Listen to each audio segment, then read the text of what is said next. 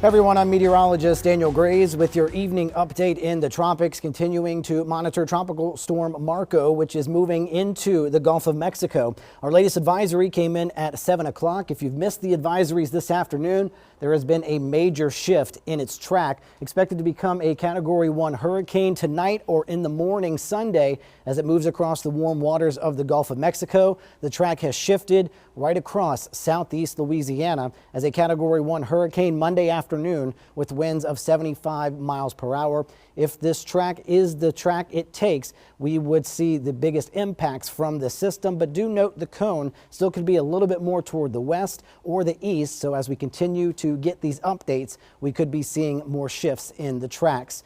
As we look at the latest model runs, the red line is the Hurricane Center's model run towards southeast Louisiana. But what I want to point out, on both sides of that line, we have other forecast models showing the center moving away from that. So it's something that we're going to have to continue to monitor over the weekend. But with this being 48 hours out from a possible landfall, hurricane watches are currently in effect for most of southeast Louisiana and South Mississippi. The areas in yellow, tropical storm watches. A storm surge watch is now in effect from the Sabine Pass to the Mississippi, Alabama, and Florida borders. Generally 2 to 4 to 5 feet of storm surge that is above ground water that is possible to be pushed on shore. A flash flood watch in effect right now for the South Shore, may include the North Shore and coastal Mississippi. That goes into effect Sunday night until Tuesday morning, where we could see 3 to 6+ inches of rainfall. Here's a look at one of the forecast models' estimates for rain.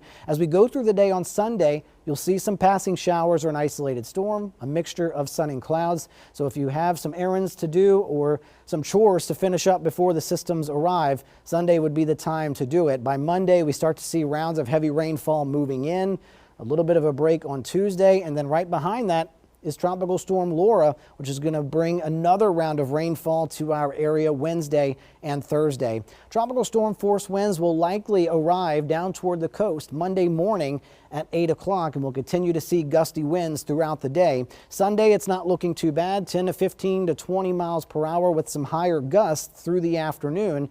But then going into Monday, you see the winds really picking up down toward Boothville, and as this moves on shore, 60+ mile per hour wind gusts, showing 90 over toward the Boothville area Monday afternoon, and those winds will continue to spread across the north and south shores. So Monday through Thursday will be our impact days.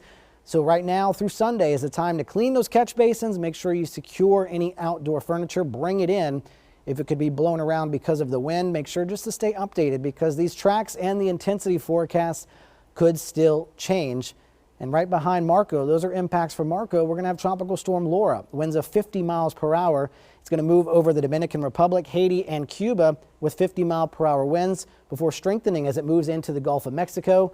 Could get up to 85 mile per hour winds as you see the cone right over southeast Louisiana. So we could be affected by 2 storm systems through Thursday. So of course, keep it right here. We'll continue to provide updates through the night. Chief Meteorologist Margaret Orr is also here, and we'll have updates coming up tonight as well. For now, we return you to your regular programming.